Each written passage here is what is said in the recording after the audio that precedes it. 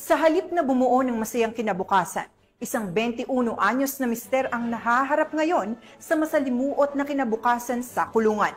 Matapos itong mahuli ng mga otoridad sa Paway, Ilocos Norte dahil sa paglabag sa Republic Act 9165 o ang Comprehensive Dangerous Drugs Act of 2002. Police Corporal J.R. Del Mendo sa report.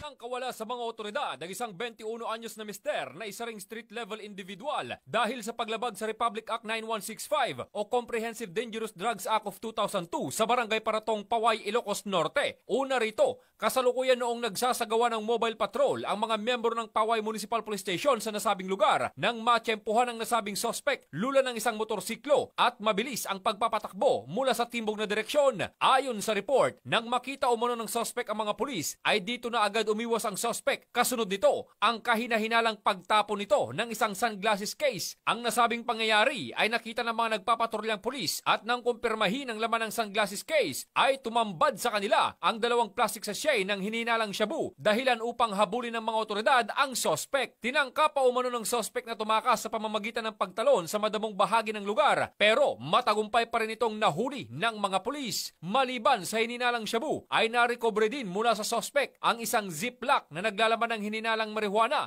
na may timbang na 10 gramo, 15 peraso ng open plastic sachets, ang nasabing sunglasses case at isang motorsiklo. Ang inventory at marking sa mga ebidensya ay sinagawa sa mismong pinangyarihan ng insidente sa presensya ng suspect at ng mga mandatory witnesses.